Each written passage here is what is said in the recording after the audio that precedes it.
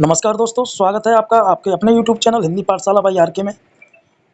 मैं बात करने वाला हूँ यूपी टेट 2026 संस्कृत विषय की महामैराथन शुरू करा रहा हूँ, जिसमें मैं ऐसे 100 प्रश्नों को बताऊंगा जो यूपी टेट में बार-बार पूछे गए हैं या पूछे जाएंगे या जाते हैं। तो वीडियो में शुरू से और अंत तक बने रहिएगा। इन प्रश्नों की सबसे खास बात यह रहेगी कि इसमें प्रत्येक प्रश्न की मैंने व्याख्या की है, यानी प्रश्न के उत्तर को व्याख्या के सहित बताया है। तो शुरू करते हैं।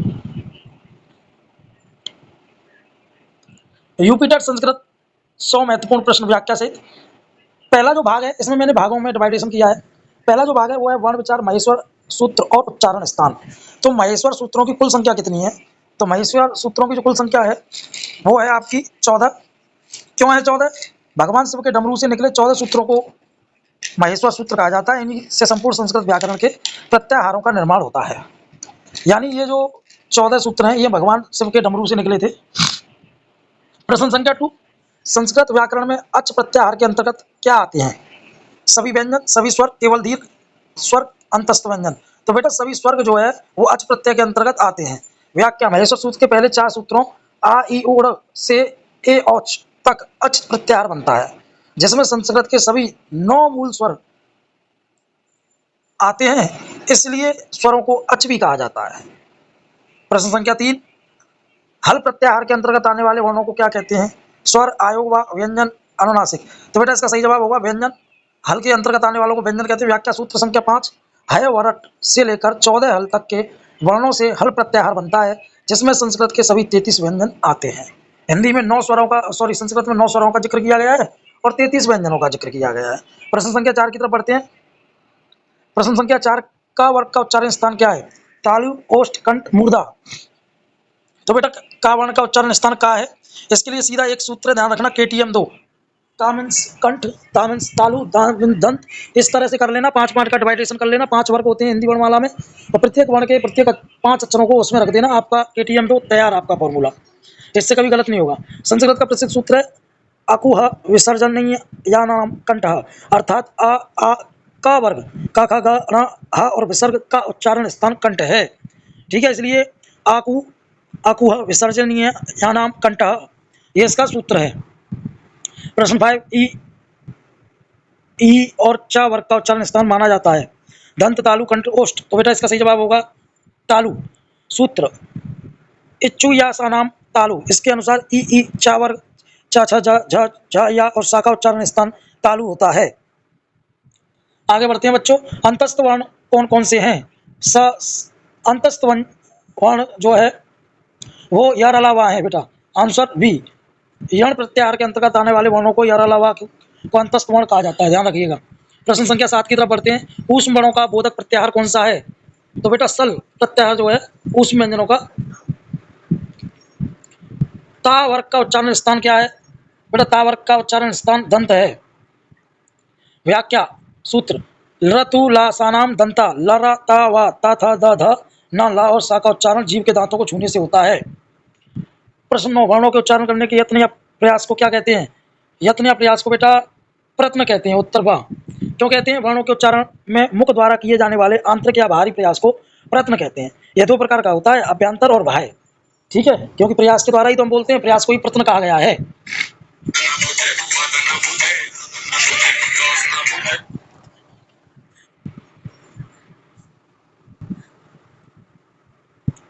अगला प्रश्न बेटा, अभ्यंतर प्रयत्न के कितने भेद होते हैं? अभी मैंने बताया था अभ्यंतर प्रयत्न के 5 प्रकार के होते हैं। स्पष्ट, प्रप्रत और संव्रत। प्रश्न 11, बाह्य प्रयत्न के कितने भेद होते हैं? बेटा बाह्य प्रयत्न के 11 भेद होते हैं। वर्णों के उच्चारण का वह प्रयास जो मुख से बाहर निकलने के समय होता है उसे बाह्य प्रयत्न कहते हैं। इनकी संख्या 11 बिहार, संवार, श्वास, नाद, घोष, अघोष, अल्पप्राण, महाप्राण, उद्दांत, अनुदात और स्वर है। अगले प्रश्न की तरफ बढ़ते हैं। प्रश्न संख्या 12, ओ और औ का उच्चारण स्थान क्या है? तो ओ और ओ का कंठोष्ठ है बेटा। क्यों? ओ दंतो कंठोष्ठम। ओ और औ का निर्माण अ प्लस उ से मिलकर होता है, इसलिए इनका संयुक्त उच्चारण स्थान कंठ और ओष्ठ दोनों है। आगे बढ़ते हैं बच्चों। वाह वर्ण का उच्चारण स्थान क्या है? यह प्रश्न बहुत बार पूछा गया है बेटा, यह मोस्ट इंपोर्टेंट प्रश्न है। यूपी टेट वाले विद्यार्थियों के लिए। तो बेटा वा वर्ण का उच्चारण स्थान जो है वो दंतोष्ठ है, ठीक है। सूत्र वकारस्य दंतोष्ठम, वह वर्ण को बोलते समय ऊपर के दांत और नीचे का होठ आपस में मिलते हैं, इसलिए इसे वकारस दंतोष्ठम कहा जाता है, यानी दंतोष्ठ। प्रश्न संख्या 14 की तरफ बढ़ते हैं। प्रत्येक वर्ग का पांचवा वर्ण यानी जो पांचवा अक्षर होता है का उच्चारण स्थान क्या होता है? तो बेटा प्रत्येक वर्ण के पांचवें वर्ग का जो है नासिका, नाक के द्वारा बोले जाते हैं, ठीक है।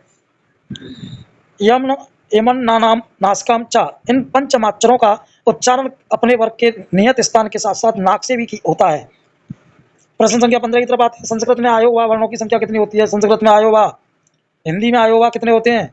बेटा 2 होते हैं। तो संस्कृत में कितने होते हैं? 4 होते हैं, ठीक है।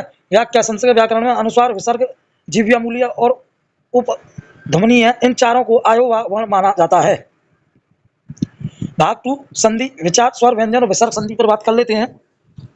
विद्वजन का संधि विच्छेद क्या होगा? तो बेटा इसका जो होगा संधि विच्छेद वो होगा विद्व प्लस जन। यहाँ श्रुत्व संधि व्यंजन संधि का नियम लगाए, ता वर्ग दा के बाद या चा वर्ग जा आने पर दा भी जा में बदल जाता है। अगर बेटा सुनिए, देखो हिंदी और संस्कृत के संधि वाले नियम समान है। आप मेरी संधि की 1-2 महीने पहले वाली वीडियो देखिएगा, आपको संधि पूरी तरह से समझ में आ जाएगी, बहुत अच्छे से मैंने समझाया है। ई को यणची के संधि का विधायक सूत्र है। तो बेटा यह यू को यणची यण संधि का उदाहरण है, ठीक है। यह सूत्र कहता है कि एक ई उ ल और रा के स्थान पर यण या रा वा आदेश हो जाता है यदि बाद में कोई असमान स्वर हो। इत्यपि में कौन सी संधि है बेटा? इत्यपि में जो है यण संधि होगी। क्यों होगी? व्याख्या, इति प्लस अपि इत्यपि, यहाँ ई के बाद असमान स्वर आ जाने के कारण ई का या हो गया है। अब मेरी तरह से सुनिए, अगर या राला भा से पहले कोई आधा अक्षर आ जाए तो वहाँ यण संधि हो जाती है, ठीक है। ये ट्रिक बता दिया मैंने आपको। आगे बढ़ते हैं बच्चों। पवन का संधि विच्छेद क्या है? पवनः का संधि विच्छेद क्या है? पौधन पो प्लस अनः, पवधन अन, पोधन वन। तो बेटा इसका सही आंसर जो होगा पोधन अनः, ठीक है। हा का उच्चारण इसलिए कहा मैंने अनः क्योंकि विसर्ग लगा हुआ है और विसर्ग का उच्चारण हा में होता है, ध्यान रखिएगा। अयादि संधि का सूत्र एचो या व या यह काम करता है, ओ के बाद स्वर आने पर ओ का अब हो जाता है जिससे पवन बनता है, ठीक है। यानी आ का अब, ओ का अब, इस तरह से या अब अन आन, ये जो है अयादि संधि का ठीक है। गंगोद शब्द में कौन सी संधि है? बेटा गंगोद में वृद्धि संधि है। देखो वृद्धि संधि कैसे पहचानोगे? जहाँ बड़ी मात्रा आ जाए, यहाँ बड़े ओ की मात्रा आ जाए या बड़ी ए की मात्रा आ जाए, वहाँ जो है वृद्धि संधि होती है, ठीक है। व्याख्या, गंगा प्लस ओघ प्लस गंगोग, आ प्लस ओ मिलकर अवृद्धि एकादे हो जाते हैं, इसका सूत्र वृद्धि रेचि है।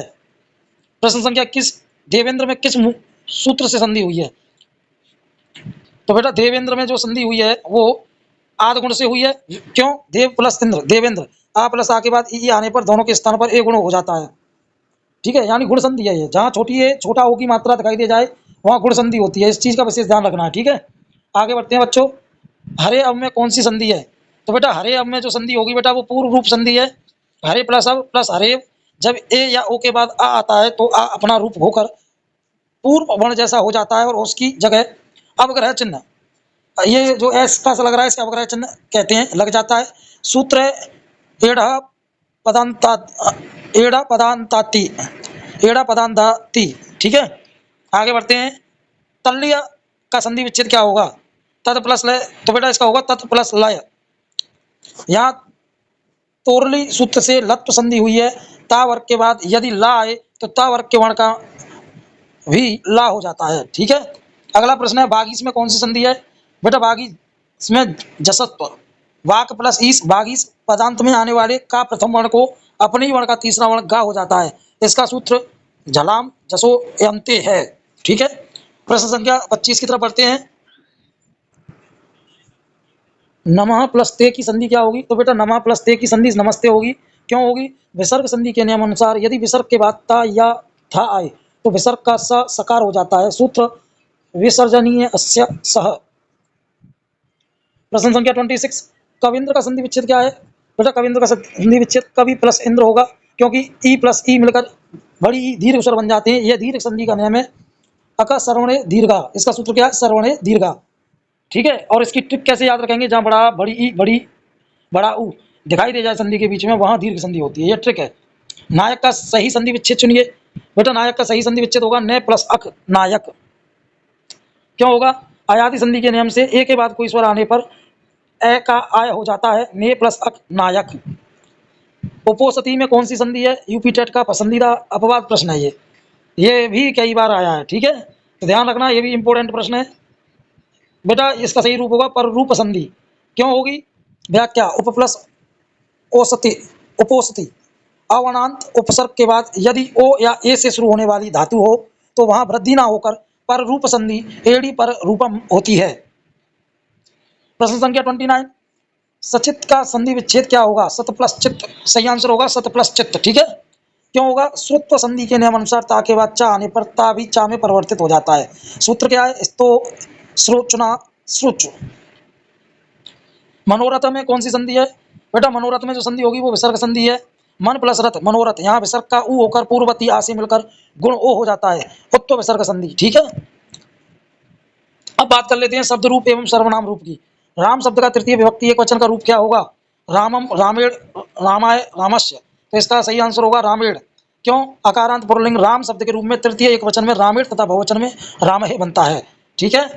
हरि शब्द का षष्ठी विभक्ति एक वचन का रूप क्या है? तो बेटा इसका जो रूप होगा वो होगा हरे। क्यों होगा? व्याख्या, एकारांत पुल्लिंग हरि शब्द का पंचमी और षष्ठी विभक्ति के एक वचन में समान रूप हरे बनता है। अगला प्रश्न देख लेते हैं बच्चों। नदी शब्द का प्रथमा विभक्ति बहुवचन का रूप क्या होगा? तो बेटा इसका सही जवाब होगा नद। क्यों होगा? व्याख्या, एकारांत स्त्रीलिंग नदी शब्द का प्रथमा रूप इस प्रकार चलता है नदी एक वचन, नदो द्विवचन, नदः बहुवचन, ठीक है। गुरु शब्द का सप्तमी विभक्ति एक वचन का रूप क्या है? इसका सही जवाब होगा बच्चों गुरव। क्यों होगा? उकारांत पुल्लिंग गुरु शब्द का सप्तमी एक वचन रूप गुरव होता है, जबकि गुरवे चतुर्थी एक वचन है। आगे बढ़ते हैं बच्चों। प्रश्न संख्या 35, 35वां। पितृ, पिता शब्द का द्वितीय विभक्ति बहुवचन का रूप क्या बनता है? यह अक्सर गलत कर देते हैं आप, इसलिए इसका ध्यान रखना। और ये भी बार बार जो है यूपी टेट परीक्षा में पूछा गया है, ठीक है। मैंने वैसे इसमें वही सारे प्रश्न रखे हैं जो बार बार यूपी टेट परीक्षा में पूछे जाते हैं या जा रहे हैं। तो इसका सही जवाब होगा बेटा पित्रन। क्यों होगा? एकारांत पुल्लिंग पितु शब्द के द्वितीय बहुवचन में नीचे बड़ी दीर्घ की मात्रा लगती है और ना हलंत होता है, पित्रन, ठीक है। आगे बढ़ते हैं। प्रश्न संख्या 36, अस्मद में सर्वनाम शब्द का प्रथमा विभक्ति बहुवचन रूप क्या होगा? तो बेटा ये होगा वयम। क्यों होगा? अस्मद शब्द के प्रथमा विभक्ति के रूप है अहम, मैं, आवाम, हम दोनों, वयम, हम सब, ठीक है। तो यहाँ हम सब के लिए प्रयोग हुआ है। प्रश्न संख्या 37, युष्मत तुम शब्द का षष्ठी विभक्ति एक वचन का रूप क्या होगा? तो बेटा इसका एक वचन का रूप होगा तब। क्यों होगा? युष्मत शब्द का षष्ठी एक वचन तब तुम्हारा होता है, इसके वैकल्पिक रूप में ते भी बनता है। 38वां प्रश्न है, रामाया में कौन सी विभक्ति है? तो बेटा रामाया में जो विभक्ति होगी वो चतुर्थी विभक्ति होगी। क्यों होगी? राम शब्द का चतुर्थी एक वचन रामाय होता है, जिसका अर्थ है राम के लिए, ठीक है। अगला, फलेषु किस विभक्ति और वचन का रूप है? फलेषु किस विभक्ति और वचन का रूप है? बेटा फलेषु जो है वो सप्तमी बहुवचन है। क्यों है? अकारांत नपुंसकलिंग फल शब्द का सप्तमी बहुवचन रूप फलेषु बनता है। जहां भी अंत में सु या सु दिखे वहां प्राय सप्तमी बहुवचन होता है, ध्यान रखना, ये ट्रिक है, ठीक है। सु या सु दिखे तो वहां सप्तमी बहुवचन होता है। प्रश्न संख्या 40, तस्य किस सर्वनाम शब्द का रूप है और किस विभक्ति में है? तो इसका जो आंसर होगा बच्चों वो होगा तत् प्लस तत् षष्ठी विभक्ति का रूप है। क्यों है ये आगे जान लेते हैं। तत् वह पुल्लिंग शब्द का षष्ठी विभक्ति एक वचन रूप है, तस्य उसका होता है, ठीक है। आगे बढ़ते हैं। ये जो प्रश्न है ये धातु रूप लकार विचार से है। संस्कृत में लकार की कुल संख्या कितनी मानी जाती है? बहुत बार प्रश्न आया है। तो बेटा ये जो मानी जाती है वो 10 मानी जाती है, यानी संस्कृत में जो लकारों की संख्या है वो, अब ये 10 क्यों है जान लेते हैं। संस्कृत व्याकरण में कुल 10 लकार होते हैं, लेकिन स्कूली पाठ्यक्रम और यूपी टीईटी परीक्षा में मुख्य रूप से 5 लकारों से ही प्रश्न पूछे जाते हैं। लट लकार का प्रयोग किस काल के लिए किया जाता है? ये बेटा बहुत बार प्रश्न आया है, ये वर्तमान काल के लिए लट लकार वर्तमान काल। क्यों? वर्तमान काल की क्रियाओं को दर्शाने के लिए लट लकार का प्रयोग होता है, जैसे पठती, पठत, पठंती, पठसी, पठत, पठत, पठामी, पठाओ, पठामा, ठीक है। पठती का मतलब होता है पढ़ता है। पठेत पट धातु के किस लकार का रूप है? तो बेटा ये जो है वो विधिलिंग लकार का रूप है। क्यों है? चाहिए या संभावना के अर्थ में विधिलिंग लकार का प्रयोग होता है। पट धातु का प्रथम पुरुष एक वचन रूप पठेत बनता है, ठीक है। प्रश्न संख्या 44, यानी 44 अववत में कौन सा लकार और पुरुष है? तो बेटा अब अववत में लंग लकार प्रथम पुरुष होगा। क्यों होगा? भूतकाल को दर्शाने के लिए लंग लकार का प्रयोग होता है। इसकी सबसे बड़ी पहचान यह है कि धातु के आगे आ जुड़ जाता है। अववत, अपठत यानी आ लग जाए तो समझ जाना कि लंग लकार है। लंग लकार का मतलब होता है भूतकाल है। ठीक है, लंग लकार यानी भूतकाल, लट लकार यानी वर्तमान काल और लोट लकार यानी भविष्यत काल। ठीक है, इसका विशेष ध्यान रखना। गमस्यति में कौन सा लकार है? बेटा गमस्यति में लट लकार है। लट लकार का यानी भविष्य काल के लिए लट लकार का प्रयोग किया जाता है। इसकी पहचान बीच में आने वाले स्या या स्या से होती है, जैसे गमस्यति, पठस्यति। ठीक है, यानी अब तीनों काल मालूम पड़ गए, यानी लट लकार वर्तमान काल, लंग लकार भूतकाल और लट लकार भविष्यत काल। ठीक है, प्रश्न संख्या 46, पटतु पट धातु के किस लकार पुरुष और वचन का रूप है? तो बेटा ये जो है आंसर होगा लोट लकार प्रथम पुरुष एक वचन। क्यों है? आज्ञा या आदेश देने के अर्थ में लोट लकार का प्रयोग होता है। मैंने जो लोट लकार भविष्य के लिए बताया वो लोट लकार का प्रयोग आज्ञा या आदेश या अनुमति देने के लिए किया जाता है। ठीक है, इसके रूप जो होते हैं पठतु, पठताम, पठंतु, ये इसके रूप हैं। प्रश्न संख्या 47, पेवामी में पा बिंब धातु के किस पुरुष का रूप है? तो बेटा इसका सही जवाब होगा उत्तम पुरुष। क्यों है उत्तम पुरुष? अब ये भी जान लेते हैं। स्वयं के लिए, इसलिए अहम के साथ अहम यानी मैं, स्वयं के लिए होता है, हमेशा उत्तम पुरुष की क्रिया लगती है। लट लकार उत्तम पुरुष एक वचन में पेमामी मैं पीता हूं बनता है। प्रश्न संख्या 48 देख लेते हैं। तिष्ठति में मूल धातु कौन सी है? तो बेटा तिष्ठति में मूल धातु होगी स्था। क्यों होगी? मूल धातु स्था ठहरना या बैठना है, जिसके रूप लट आदि 4 लकारों में तिष्ठ में बदल जाते हैं, जैसे तिष्ठति, तिष्ठतः, तिष्ठन्ति। ठीक है, आगे बढ़ते हैं। 49, गच्छ धातु रूप किस लकार और पुरुष का है? तो बेटा गच्छ धातु रूप लोट लकार मध्यम पुरुष एक वचन। लोट लकार यानी आज्ञावाचक, आदेशवाचक, अनुमति वाचक। लोट लकार आज्ञावाचक के मध्यम पुरुष एक वचन में केवल धातु का परिवर्तित रूप बनता है, जैसे गच्छ तुम जाओ, पट तुम पढ़ो। प्रश्न संख्या 50 देख लेते हैं। हनु धातु लट लकार प्रथम पुरुष बहुवचन का रूप क्या होगा? यह अपवाद रूप बहुत पूछा जाता है। ठीक है, ये प्रश्न हनु बहुत ज्यादा पूछा जाता है, ध्यान रखना। जो मैं बार बार कह रहा हूँ ना, ये पूछा जाता है, उसको बहुत हम उसे वेरी इंपॉर्टेंट कर लें, जो जैसा चाहे वैसा कर लें। तो हनु धातु का लट लकार क्या रूप होगा? धनंते। क्यों? हन मीन्स होता है मारना। धातु का रूप लट लकार में थोड़ा कठिन चलता है। हंती, हंती, हत, धंती, छत्र, छात्र अक्सर हनंती सही कर देते हैं, जो कि गलत है, इसलिए ये बार बार गलत होता है। ठीक है, ये मैं 50 प्रश्न बता चुका हूं। ठीक है, आगे बढ़ते हैं। आगे जो हम बात करने वाले हैं वो कारक और विभक्ति की बात करने वाले हैं। ठीक है, जो इसमें आगे के जो प्रश्न होंगे वो कारक एवं विभक्ति से लिए गए हैं, और ये यूपी टेट के लिए बहुत ज़्यादा महत्वपूर्ण है। एक बार और बताना चाहूँगा मैं, इस 100 प्रश्नों में से 10 से 12 प्रश्न आपको सीधे यूपी टेट परीक्षा में सीधे दिख जाएंगे, बिना किसी घुमाव के। सीधे जो प्रश्न मैंने आपको यहाँ बताए हैं वैसे ही वहाँ पूछे जाएंगे, ये ध्यान रखना, और ये होगा। ठीक है,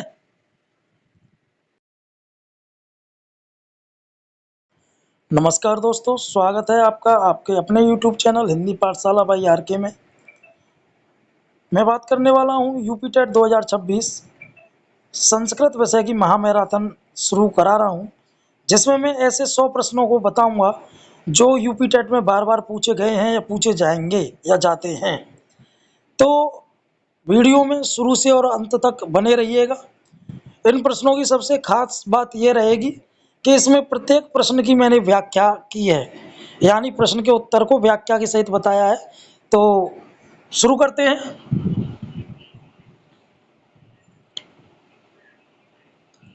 यूपी टेट संस्कृत 100 महत्वपूर्ण प्रश्न व्याख्या सहित। पहला जो भाग है, इसमें मैंने भागों में डिवाइडेशन किया है। पहला जो भाग है वो है वर्ण विचार, महेश्वर सूत्र और उच्चारण स्थान। तो महेश्वर सूत्रों की कुल संख्या कितनी है? तो महेश्वर सूत्रों की जो कुल संख्या है वो है आपकी 14। क्यों है 14? भगवान शिव के डमरू से निकले 14 सूत्रों को महेश्वर सूत्र कहा जाता है। इन्हीं से संपूर्ण संस्कृत व्याकरण के प्रत्याहारों का निर्माण होता है। यानी ये जो 14 सूत्र हैं ये भगवान शिव के डमरू से निकले थे। प्रश्न संख्या 2, संस्कृत व्याकरण में अच प्रत्याहार के अंतर्गत क्या आते हैं? सभी व्यंजन, सभी स्वर, केवल दीर्घ, स्वर अंतस्थ व्यंजन। तो बेटा सभी स्वर्ग जो है वो अच प्रत्यय के अंतर्गत आते हैं। व्याख्या महेश्वर सूत्र के पहले 4 सूत्रों आ ई उ से ए औच तक अच प्रत्याहार बनता है, जिसमें संस्कृत के सभी 9 मूल स्वर आते हैं, इसलिए स्वरों को अच भी कहा जाता है। प्रश्न संख्या 3, हल प्रत्याहार के अंतर्गत आने वाले वर्णों को क्या कहते हैं? स्वर, आयोग व व्यंजन, अनुनासिक। तो बेटा इसका सही जवाब होगा व्यंजन।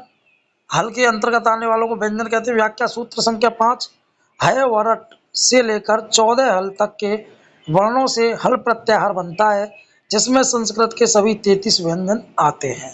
हिंदी में 9 स्वरों का संस्कृत में 9 स्वरों का जिक्र किया गया है और 33 व्यंजनों का जिक्र किया गया है। प्रश्न संख्या 4 की तरफ बढ़ते हैं। प्रश्न संख्या 4 का वर्ग का उच्चारण स्थान क्या है? तालु, ओष्ठ, कंठ, मूर्धा।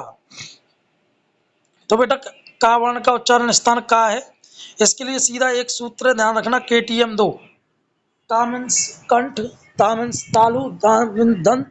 इस तरह से कर लेना, 5 का डिवाइडेशन कर लेना। 5 वर्ग होते हैं हिंदी वर्णमाला में और प्रत्येक वर्ण के प्रत्येक 5 अक्षरों को उसमें रख देना। आपका KTM 2 तैयार, आपका फॉर्मूला। इससे कभी गलत नहीं होगा। संस्कृत का प्रसिद्ध सूत्र है अकुह विसर्जनीय या नाम कंठ, अर्थात आ का वर्ग का ख ग ण ह और विसर्ग का उच्चारण स्थान कंठ है। ठीक है, इसलिए अकुह विसर्जनीय या नाम कंठ, ये इसका सूत्र है। प्रश्न 5, ई और च वर्ग का उच्चारण स्थान माना जाता है। दंत, तालु, कंठ, ओष्ठ। तो बेटा इसका सही जवाब होगा तालु। सूत्र इच्चु या सा नाम तालु। इसके अनुसार ई चा वर्ग च छ झ झ या और सा का उच्चारण स्थान तालु होता है। आगे बढ़ते हैं बच्चों। अंतस्थ वर्ण कौन कौन से हैं? अंतस्थ वर्ण जो है वो यार अलावा है बेटा। Answer B. यण प्रत्याहार के अंतर्गत आने वाले वर्णों को यार अलावा को अंतस्थ वर्ण कहा जाता है, ध्यान रखिएगा। प्रश्न संख्या 7 की तरफ बढ़ते हैं। ऊष्म वर्णों का बोधक प्रत्याहार कौन सा है? तो बेटा सल प्रत्याहार जो है ऊष्म व्यंजनों का। ता वर्ग का उच्चारण स्थान क्या है? बेटा ता वर्ग का उच्चारण स्थान दंत है। व्याख्या सूत्र लतु ला सानाम दंता, लरा ता वा ता था द ध न ला और सा का उच्चारण जीव के दांतों को छूने से होता है। प्रश्न 9, वर्णों के उच्चारण करने के यत्न या प्रयास को क्या कहते हैं? यत्न या प्रयास को बेटा प्रयत्न कहते हैं। उत्तर वाह।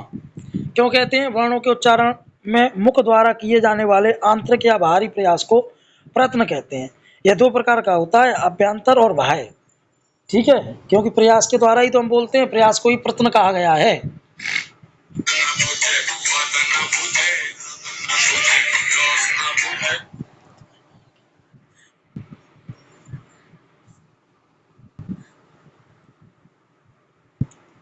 अगला प्रश्न है बेटा, अभ्यंतर प्रयत्न के कितने भेद होते हैं? अभी मैंने बताया था अभ्यंतर प्रयत्न के 5 प्रकार के होते हैं।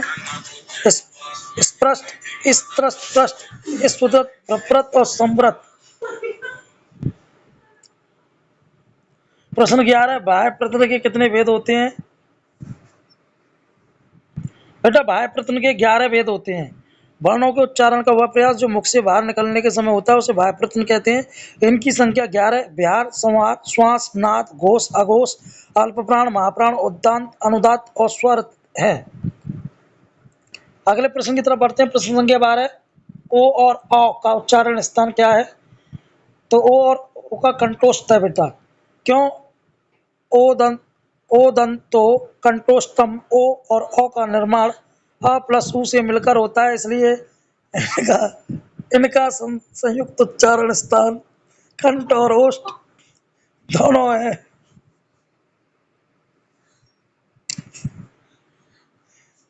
आगे बढ़ते हैं बच्चों। वाह वर्ण का उच्चारण स्थान क्या है? यह प्रश्न बहुत बार पूछा गया है बेटा, यह मोस्ट इंपोर्टेंट प्रश्न है। यूपी टेट वाले विद्यार्थियों के लिए। तो बेटा वाह वर्ण का उच्चारण स्थान जो है वो दंतोष्ठ है। ठीक है, सूत्र वकारस्य दंतोष्टम, वह वर्ण को बोलते समय ऊपर के दांत और नीचे का होठ आपस में मिलते हैं, इसलिए इसे वकारस दंतोष्टम कहा जाता है, यानी दंतोष्ठ। प्रश्न संख्या 14 की तरफ बढ़ते हैं। प्रत्येक वर्ग का पांचवा वर्ण यानी जो पांचवा अक्षर होता है का उच्चारण स्थान क्या होता है? तो बेटा प्रत्येक वर्ण के पांचवें वर्ग का जो है नासिका, नाक के द्वारा बोले जाते हैं। ठीक है, यमन एमन नानाम नासिकाम चा, इन पंचमाक्षरों का उच्चारण अपने वर्ग के नियत स्थान के साथ साथ नाक से भी होता है। प्रश्न संख्या 15 की तरफ आते हैं। संस्कृत में आयोवा वर्णों की संख्या कितनी होती है? संस्कृत में आयोवा, हिंदी में आयोवा कितने होते हैं? बेटा 2 होते हैं। तो संस्कृत में कितने होते हैं? 4 होते हैं। ठीक है, व्याख्या संस्कृत व्याकरण में अनुस्वार, विसर्ग, जीव्या मूल्य और उपध्वनि है, इन चारों को आयोवा वर्ण माना जाता है। भाग 2 संधि विचार, स्वर व्यंजन और विसर्ग संधि पर बात कर लेते हैं। विद्युजन का संधि विच्छेद क्या होगा? तो बेटा इसका जो होगा संधि विच्छेद वो होगा विद्यु प्लस जन। यहाँ श्रुत्व संधि व्यंजन संधि का नियम लगा है। ता वर्ग दा के बाद या चा वर्ग जा आने पर दा भी जा में बदल जाता है। अगर बेटा सुनिए, देखो हिंदी और संस्कृत के संधि वाले नियम समान है। आप मेरी संधि की 1-2 महीने पहले वाली वीडियो देखिएगा, आपको संधि पूरी तरह से समझ में आ जाएगी। बहुत अच्छे से मैंने समझाया है। ई को यणची किस संधि का विधायक सूत्र है? तो बेटा यू को यणची यण संधि का उदाहरण है। ठीक है, यह सूत्र कहता है कि एक ई उ ल और र के स्थान पर यण या र व आदेश हो जाता है यदि बाद में कोई असमान स्वर हो। इत्यपि में कौन सी संधि है बेटा? इत्यपि में जो है यण संधि होगी। क्यों होगी? व्याख्या इति प्लस अपि इत्यपि, यहाँ ई के बाद असमान स्वर आ जाने के कारण ई का या हो गया है। अब मेरी तरह से सुनिए, अगर या राला भा से पहले कोई आधा अक्षर आ जाए तो वहाँ यण संधि हो जाती है। ठीक है, ये ट्रिक बता दी है मैंने आपको। आगे बढ़ते हैं बच्चों। पवन का संधि विच्छेद क्या है? पवनः का संधि विच्छेद क्या है? पौधन अन, पो प्लस अनः, पवधन अन, पोधन वन। तो बेटा इसका सही आंसर जो होगा पोधन अनः। ठीक है, हा का उच्चारण इसलिए कहा मैंने अनः क्योंकि विसर्ग लगा हुआ है और विसर्ग का उच्चारण हा में होता है, ध्यान रखिएगा। अयादि संधि का सूत्र एचो या व याव यह काम करता है। ओ के बाद स्वर आने पर ओ का अब हो जाता है जिससे पवन बनता है। ठीक है, यानी आ का अब, ओ का अब, इस तरह से यार अब आव अन आन, ये जो है अयादि संधि का ट्रिक है। गंगोद शब्द में कौन सी संधि है? बेटा गंगोद में वृद्धि संधि है। देखो वृद्धि संधि कैसे पहचानोगे? जहां बड़ी मात्रा आ जाए, यहाँ बड़े ओ की मात्रा आ जाए या बड़ी ए की मात्रा आ जाए, वहां जो है वृद्धि संधि होती है। ठीक है, व्याख्या गंगा प्लस ओघ प्लस गंगोग, आ प्लस ओ मिलकर ओ वृद्धि एकादेश हो जाते हैं। इसका सूत्र वृद्धि रेचि है। प्रश्न संख्या 21 देवेंद्र में किस सूत्र से संधि हुई है? तो बेटा देवेंद्र में जो संधि हुई है वो आद गुण से हुई है। क्यों? देव प्लस इंद्र, देवेंद्र, आ प्लस आ के बाद ई आने पर दोनों के स्थान पर ए गुण हो जाता है। ठीक है, यानी गुण संधि है ये। जहाँ छोटी ए छोटा ओ की मात्रा दिखाई दे जाए वहाँ गुण संधि होती है। इस चीज का विशेष ध्यान रखना है। ठीक है, आगे बढ़ते हैं बच्चों। हरे अब में कौन सी संधि है? तो बेटा हरे अब में जो संधि होगी बेटा वो पूर्व रूप संधि है। हरे प्लस अब प्लस हरे, जब ए या ओ के बाद आ आता है तो आ अपना रूप होकर पूर्व वर्ण जैसा हो जाता है और उसकी जगह अवग्रह चिन्ह, ये जो एस का सा लग रहा है इसका अवग्रह चिन्ह कहते हैं, लग जाता है। सूत्र एढ़ पदांता, एड़ा पदांताति, एड़ा पदांताति। ठीक है, आगे बढ़ते हैं। तल्लीय का संधि विच्छेद क्या होगा? तत् प्लस लय। तो बेटा इसका होगा तत् प्लस लय। यहाँ तोरली सूत्र से लत्व संधि हुई है। ता वर्ग के बाद यदि ला आए तो ता वर्ग के वर्ण का भी ला हो जाता है। ठीक है। अगला प्रश्न है बागीस में कौन सी संधि है? बेटा बागीस में जसत्व, वाक प्लस ईस, बागीस पदांत में आने वाले का प्रथम वर्ण को अपने ही वर्ण का तीसरा वर्ण गा हो जाता है। इसका सूत्र झलाम जसो यंते है। ठीक है। प्रश्न संख्या 25 की तरफ बढ़ते हैं। नमः प्लस ते की संधि क्या होगी? तो बेटा नमः प्लस ते की संधि नमस्ते होगी। क्यों होगी? विसर्ग संधि के नियम अनुसार यदि विसर्ग के बाद ता या था आए तो विसर्ग का स सकार हो जाता है। सूत्र विसर्जनीय अस्य सह। प्रश्न संख्या 26 कविंद्र का संधि विच्छेद क्या है? बेटा कविंद्र का संधि विच्छेद कवि प्लस इंद्र होगा, क्योंकि ई प्लस ई मिलकर बड़ी ई दीर्घ स्वर बन जाते हैं। यह दीर्घ संधि का नियम है अका सर्वणे दीर्घा। इसका सूत्र क्या है? सर्वणे दीर्घा। ठीक है। और इसकी ट्रिक कैसे याद रखेंगे? जहां बड़ा बड़ी ई बड़ा ऊ दिखाई दे जाए संधि के बीच में, वहां दीर्घ संधि होती है। यह ट्रिक है। नायक का सही संधि विच्छेद चुनिए। बेटा नायक का सही संधि विच्छेद होगा न प्लस अक नायक। क्यों होगा? आयाति संधि के नियम से ए के बाद कोई स्वर आने पर ए का आय हो जाता है। ने प्लस अक नायक। उपोसती में कौन सी संधि है? यूपी टेट का पसंदीदा अपवाद प्रश्न है ये भी कई बार आया है। ठीक है। तो ध्यान रखना, ये भी इंपॉर्टेंट प्रश्न है। बेटा इसका सही रूप होगा पर रूप संधि। क्यों होगी? व्याख्या उप प्लस ओसति उपोसति अवर्णांत उपसर्ग के बाद यदि ओ या ए से शुरू होने वाली धातु हो तो वहां वृद्धि ना होकर पर रूप संधि एड़ी पर रूपम होती है। प्रश्न संख्या 29 सचित का संधि विच्छेद क्या होगा? सत प्लस चित्त। सही आंसर होगा सत प्लस चित्त। ठीक है। क्यों होगा? श्रुत्व संधि के नियम अनुसार ता के बाद चा आने पर ता भी चा में परिवर्तित हो जाता है। सूत्र क्या है? स्तो श्रोचना श्रुच। मनोरथ में कौन सी संधि है? बेटा मनोरथ में जो संधि होगी वो विसर्ग संधि है। मन प्लस रथ मनोरथ, यहाँ विसर्ग का ऊ होकर पूर्ववती आ से मिलकर गुण ओ हो जाता है। उत्व विसर्ग संधि। ठीक है। अब बात कर लेते हैं शब्द रूप एवं सर्वनाम रूप की। राम शब्द का तृतीय विभक्ति एक वचन का रूप क्या होगा? रामम रामेण रामाय रामस्य। तो इसका सही आंसर होगा रामेण। क्यों? अकारांत पुल्लिंग राम शब्द के रूप में तृतीय एक वचन में रामेण तथा बहुवचन में रामहे बनता है। ठीक है। हरि शब्द का षष्ठी विभक्ति एक वचन का रूप क्या है? तो बेटा इसका जो रूप होगा वो होगा हरे। क्यों होगा? व्याख्या इकारांत पुल्लिंग हरि शब्द का पंचमी और षष्ठी विभक्ति के एक वचन में समान रूप हरे बनता है। अगला प्रश्न देख लेते हैं बच्चों। नदी शब्द का प्रथमा विभक्ति बहुवचन का रूप क्या होगा? तो बेटा इसका सही जवाब होगा नद। क्यों होगा?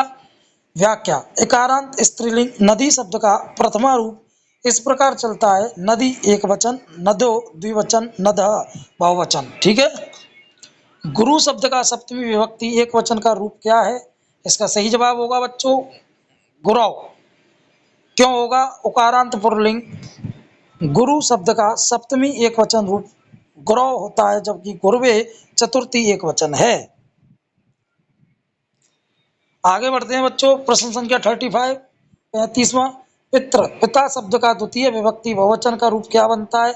यह अक्सर गलत कर देते हैं आप, इसलिए इसका ध्यान रखना। और ये भी बार बार जो है यूपी टेट परीक्षा में पूछा गया है। ठीक है। मैंने वैसे इसमें वही सारे प्रश्न रखे हैं जो बार बार यूपी टेट परीक्षा में पूछे जाते हैं या जा रहे हैं। तो इसका सही जवाब होगा बेटा पित्रन। क्यों होगा? एकारांत पुल्लिंग पितु शब्द के द्वितीय बहुवचन में नीचे बड़ी दीर्घ की मात्रा लगती है और ना हलंत होता है पित्रन। ठीक है। आगे बढ़ते हैं। प्रश्न संख्या 36 अस्मद में सर्वनाम शब्द का प्रथमा विभक्ति बहुवचन रूप क्या होगा? तो बेटा ये होगा वयम। क्यों होगा? अस्मद शब्द के प्रथमा विभक्ति के रूप है अहम, मैं, आवाम हम दोनों, वयम हम सब। ठीक है, तो यहाँ हम सब के लिए प्रयोग हुआ है। प्रश्न संख्या 37, इसमें तुम शब्द का षष्ठी विभक्ति एक वचन का रूप क्या होगा? तो बेटा इसका एक वचन का रूप होगा तब। क्यों होगा? यशमत शब्द का षष्ठी एक वचन तब तुम्हारा होता है, इसके वैकल्पिक रूप में ते भी बनता है। 38वां प्रश्न है, रामाया में कौन सी विभक्ति है? तो बेटा रामाया में जो विभक्ति होगी वो चतुर्थी विभक्ति होगी। क्यों होगी?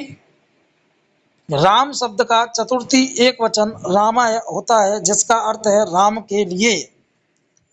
ठीक है, अगला, फलेषु किस विभक्ति और वचन का रूप है? फलेषु किस विभक्ति और वचन का रूप है? बेटा फले फलेषु जो है वो सप्तमी बहुवचन है। क्यों है? अकारांत नपुंसकलिंग फल शब्द का सप्तमी बहुवचन रूप फलेषु बनता है। जहां भी अंत में सु या सु दिखे वहां प्राय सप्तमी बहुवचन होता है। ध्यान रखना, ये ट्रिक है। ठीक है, सु या सु दिखे तो वहां सप्तमी बहुवचन होता है। प्रश्न संख्या 40, तस्य किस सर्वनाम शब्द का रूप है और किस विभक्ति में है? तो इसका जो आंसर होगा बच्चों वो होगा तत् प्लस तत् षष्ठी विभक्ति का रूप है। क्यों है ये आगे जान लेते हैं। तत् वह पुल्लिंग शब्द का षष्ठी विभक्ति एक वचन रूप है, तस्य उसका होता है। ठीक है, आगे बढ़ते हैं।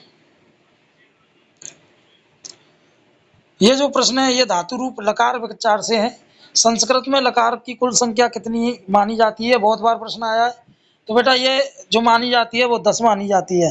यानी संस्कृत में जो लकारों की संख्या है वो, अब ये 10 क्यों है जान लेते हैं। संस्कृत व्याकरण में कुल 10 लकार होते हैं, लेकिन स्कूली पाठ्यक्रम और यूपी टीईटी परीक्षा में मुख्य रूप से 5 लकारों से ही प्रश्न पूछे जाते हैं। लट लकार का प्रयोग किस काल के लिए किया जाता है? ये बेटा बहुत बार प्रश्न आया है। ये वर्तमान काल के लिए लट लकार वर्तमान काल। क्यों? वर्तमान काल की क्रियाओं को दर्शाने के लिए लट लकार का प्रयोग होता है। जैसे पठती पठत पठंती, पठसी पठत पठत, पठामी पठाओ पठामा। ठीक है, पठती का मतलब होता है पढ़ता है। पठेत पट धातु के किस लकार का रूप है?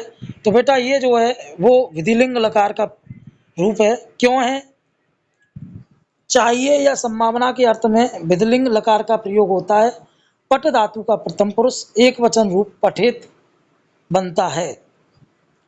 ठीक है, प्रश्न संख्या 44 यानी 44, अववत में कौन सा लकार और पुरुष है? तो बेटा अब अववत में लंग लकार प्रथम पुरुष होगा। क्यों होगा? भूतकाल को दर्शाने के लिए लंग लकार का प्रयोग होता है। इसकी सबसे बड़ी पहचान यह है कि धातु के आगे आ जुड़ जाता है। अववत अपठत यानी आ लग जाए तो समझ जाना कि लंग लकार है। लंग लकार का मतलब होता है भूतकाल है। ठीक है, लंग लकार यानी भूतकाल, लटलकार यानी वर्तमान काल और लोटलकार यानी भविष्यत काल। ठीक है, इसका विशेष ध्यान रखना। गमस्यति में कौन सा लकार है? बेटा गमस्यति में लट्लकार है। लट्लकार का यानी भविष्य काल के लिए लट्लकार का प्रयोग किया जाता है। इसकी पहचान बीच में आने वाले स्य या स्य से होती है, जैसे गमस्यति, पठस्यति।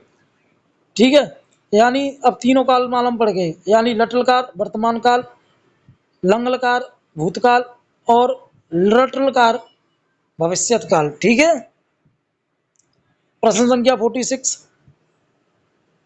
पटतु पट धातु के किस लकार पुरुष और वचन का रूप है? तो बेटा ये जो है आंसर होगा लोटलकार प्रथम पुरुष एक वचन। क्यों है? आज्ञा या आदेश देने के अर्थ में लोटलकार का प्रयोग होता है। मैंने जो लोटलकार भविष्य के लिए बताया वो लोटलकार का प्रयोग आज्ञा या आदेश या अनुमति देने के लिए किया जाता है। ठीक है, इसके रूप जो होते हैं पठतु, पठताम, पठंतु, ये इसके रूप हैं। प्रश्न संख्या 47, पिवामी में पा विम धातु के किस पुरुष का रूप है? तो बेटा इसका सही जवाब होगा उत्तम पुरुष। क्यों है उत्तम पुरुष? अब ये भी जान लेते हैं। स्वयं के लिए, इसलिए अहम के साथ अहम यानी मैं, स्वयं के लिए होता है। हमेशा उत्तम पुरुष की क्रिया लगती है। लट लकार उत्तम पुरुष एक वचन में पिमामी मैं पीता हूं बनता है। प्रश्न संख्या 48 देख लेते हैं। तिष्ठति में मूल धातु कौन सी है? तो बेटा तिष्ठति में मूल धातु होगी स्था। क्यों होगी? मूल धातु स्था ठहरना या बैठना है, जिसके रूप लट आदि 4 लकारों में तिष्ठ में बदल जाते हैं, जैसे तिष्ठति, तिष्ठतः, तिष्ठन्ति। ठीक है, आगे बढ़ते हैं। 49 गच्छ धातु रूप किस लकार और पुरुष का है?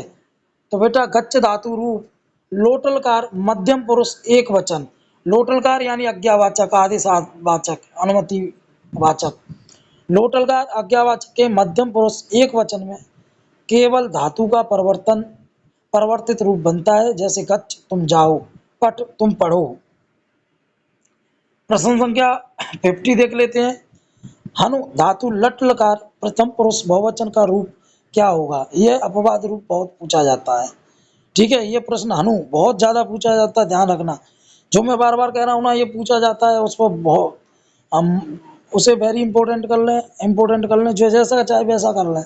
तो हनु धातु का लट लकार क्या रूप होगा? धनंते। क्यों?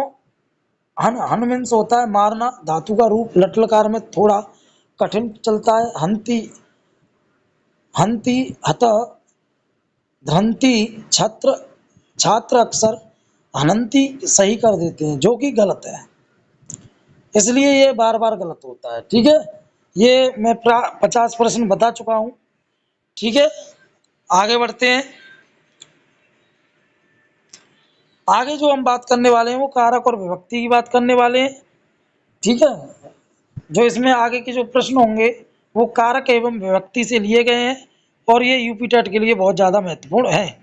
एक बार और बताना चाहूँगा मैं, इस 100 प्रश्नों में से 10 से 12 प्रश्न आपको सीधे यूपी टेट परीक्षा में सीधे दिख जाएंगे, बिना किसी घुमाव के। सीधे जो प्रश्न मैंने आपको यहाँ बताए हैं वैसे ही वहाँ पूछे जाएंगे, ये ध्यान रखना, और ये होगा।